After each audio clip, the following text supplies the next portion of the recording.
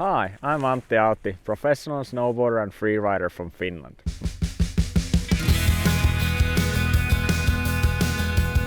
My biggest passion is to ride and explore different kinds of terrain. Sometimes I like to ride in the trees and surf the snow, but I also like to challenge myself in the bigger lines.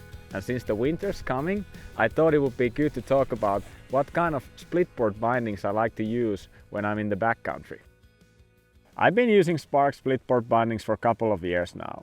I like the bindings because they're very simple, reliable and performance driven. And when you're in the mountains, you need to have gear you can trust 100%. And I'm using the Spark Pro series binding.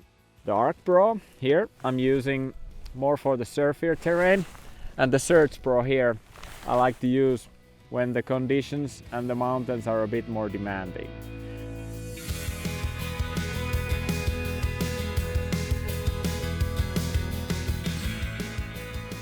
They both have Spark's T1 binding tech. They have climbing wires built into the base plate. And when you're touring and it gets steeper, you can just flip the wire down to 12 degrees or 18 degrees and it makes climbing steeps easier. Both models have also a snap ramp at the toe end of the binding. This piece locks you into both tour mode and ride mode. When I started riding Spark bindings, I mostly used the Arc Pro.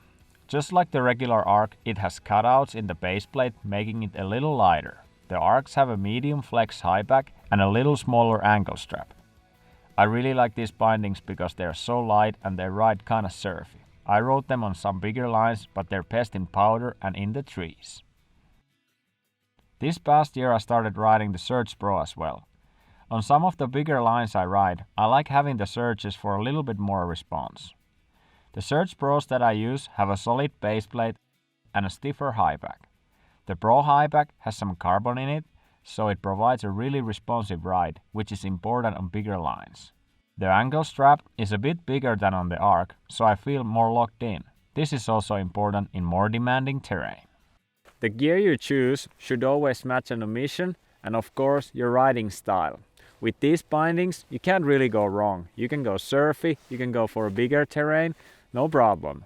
I hope this was helpful for you, and if you have any questions in regarding the gear, just ask me in the comments.